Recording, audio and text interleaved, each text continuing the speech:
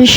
এত গরম পড়েছে, মন চায় সারাদিন শুধু আইসক্রিম খায়। আর যদি সেটা হয় নিজের হাতে বানানো এরকম মজার আইসক্রিম, তাহলে তো কোনো কথাই নেই। তো আসসালামু আলাইকুম, কেমন আছেন সবাই? আশা করি মহান আল্লাহর রহমতে সবাই অনেক বেশি ভালো আছেন।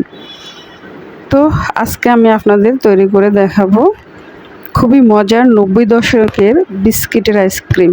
এটা আমরা কিন্তু ছোটোবেলাতে অনেক খেয়েছি, বাট এখন কিন্তু এই জিনিসটা আর পাওয়া যায় না। তো যাই হোক, এখন আমি চলে যাচ্ছি সেই ৯০ দশকের বিস্কিটের আইসক্রিম তৈরি করার জন্য। তো এখানে আমি কিছু দুধ নিয়ে নিয়েছি, আর এটাকে খুব সুন্দর করে জাল দিয়ে একটু ঘন করে নিয়েছি। এবার এটাকে আর একটু ঘন করার জন্য আমি দিয়ে দিলাম ১ টেবিল চামচ কর্নফ্লাওয়ার। তো কর্নফ্লাওয়ারটা দেওয়ার ফলে আমি এখানে দিয়ে দিলাম আরও ১ টেবিল চামচের একটু বেশি উঁচু উঁচু করে ১ টেবিল চামচ পাউডার মিল্ক। তো এগুলো দিয়ে এবার আরও কিছুক্ষণ এটাকে জাল করে একটু ঘন করে নেব। আর সুন্দর একটা ফ্লেভারের জন্য দিয়ে দিলাম এলাচ। তো আপনাদের কাছে যদি এলাচ পাউডারটা থাকে সেক্ষেত্রে সেটাও ব্যবহার করতে পারেন, আর না থাকলে এরকম এলাচ আমার মতো করে ফাটিয়ে একটু দিয়ে দিবেন, তাহলে সুন্দর একটি স্মেল বের হবে। আর এই মিষ্টির জন্য দিয়ে দিলাম ২ টেবিল চামচ চিনি। তো দেওয়ার ফলে এটাকে আরও কিছুক্ষণ জাল করে নেব, চিনিটা গলে যাওয়া পর্যন্ত। যখন জালটা হয়ে যাবে তখন এটার চুলাটা অফ করে দেব। তো আমি একটু চেখে দেখেছি, আমার মনে হলো চিনিটা একটু কম লেগেছে, তাই আমি আরও হাফ টেবিল চামচের মতো দিয়ে দিলাম। দিয়ে একটু জাল করে সুন্দর করে ঘন করে নিলাম। তো এবার চুলার জালটা আমি অফ করে দিয়েছি, আর দুধটাকে ঠান্ডা করে নিয়েছি। এবার এটাকে আমি একটি পাত্রে ট্রান্সফার করে নেব, কিন্তু তার আগে আমি যে এলাচগুলো দিয়েছি সেগুলো উঠিয়ে নেব, কারণ এতক্ষণে এটার স্মেলটা দুধের মধ্যে চলে গিয়েছে। তো এবার এটাকে একটি পাত্রে আমি ট্রান্সফার করে নিচ্ছি। এরপর এখানে আমি অ্যাড করে দিব সেই বিস্কিট, যেটা আমরা বলেছি যে বিস্কিটের আইসক্রিম।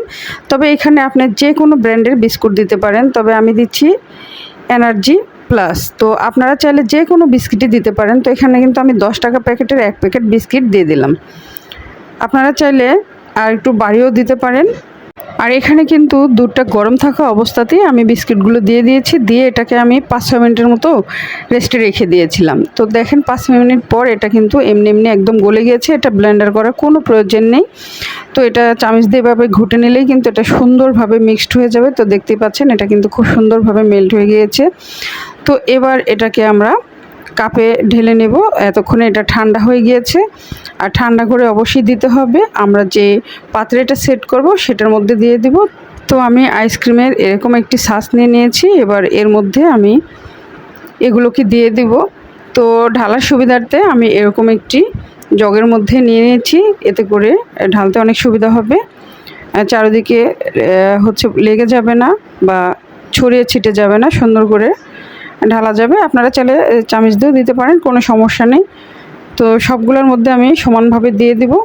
তো আমি আসলে যে পরিমাণ নিয়েছি তাতে করে 5টা আইসক্রিম হয়েছে, আর একটা ফাঁকা আছে। তো যাই হোক, এগুলোর মধ্যে এবার আমি কাঠিগুলো দিয়ে এটাকে ঢেকে দিব ৫-৬ ঘন্টার জন্য। তারও বেশি লাগতে পারে, কারণ সবার ফ্রিজের টেম্পারেচার একরকম থাকে না। তো এভাবে করে এটাকে আমি রেখে দিয়েছিলাম সারা রাত। এটা আমি রাত্রে বানিয়ে সারা রাত রেখে দিয়েছি। তো সকালে আমি আপনাদের সামনে পরিবেশন করব। তো দেখেন এবার আমি বের করলাম, আইসক্রিমটা কত সুন্দরভাবে বের হয়েছে। আর এটা কিন্তু খুবই একদম মালাই আইসক্রিম, সফট, আর খেতে খুবই ভালো হয়েছিল। আপনারা অবশ্যই খেয়ে দেখবেন, আপনাদেরও ভালো লাগবে। আর এই গরমের মধ্যে কিন্তু এই আইসক্রিমগুলো ভালোই লাগে খেতে। তবে যাই খাই একটু সাবধানতা অবলম্বন করেই খেতে হবে, কারণ অনেক বেশি ঠান্ডা খেলে আবার অনেক সময় ঠান্ডাও লেগে যেতে পারে। তবে এই ধরনের আইসক্রিম খেলে কিন্তু ভালোই লাগে। তো যাই হোক, দেখেন আইসক্রিমটা একটু ভেঙে দেখাচ্ছি যে কতটা সফট হয়েছে। তো আমি আইসক্রিমটা বেশ কিছুক্ষণ খোলা রেখেছিলাম, তাই একটু নরম হয়ে গিয়েছে। তো যাই হোক, আমার এই রেসিপি আপনাদের কেমন লেগেছে? যদি ভালো লাগে পেজ ফলো দিবেন, আর চ্যানেল সাবস্ক্রাইব করবেন। সবাই ভালো থাকবেন, সুস্থ থাকবেন। আল্লাহ হাফেজ।